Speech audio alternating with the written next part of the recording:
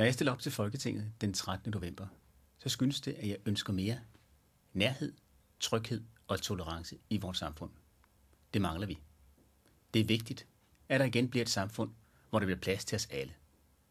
Nærhed, det er et spørgsmål om skolen, der fungerer i lokalsamfundet.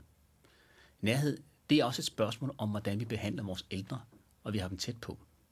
Og nærhed, det er et spørgsmål om vores samlede hverdag. At tænke på tryghed, så er det et spørgsmål om vores sygehuse. At vi har nogle sygehuse, der fungerer, og hvor vi har et personale, der bliver behandlet ordentligt. Det er også et spørgsmål om vores miljø. Et spørgsmål om, når vi taler miljø, at vores mad er i orden. At vi kan være trygge ved det, vi spiser. At det ikke er svinet til. Og at vi kan være trygge ved, at de ting, vi køber til vores børn, ikke er forurenet og svinet til. Når jeg taler om tolerance, så gælder det os alle sammen. Også de fremmede, der kommer til vores samfund. Men der skal også være tolerance over for mennesker, der tænker, taler og føler og er anderledes. Vores samfund skal give plads til alle.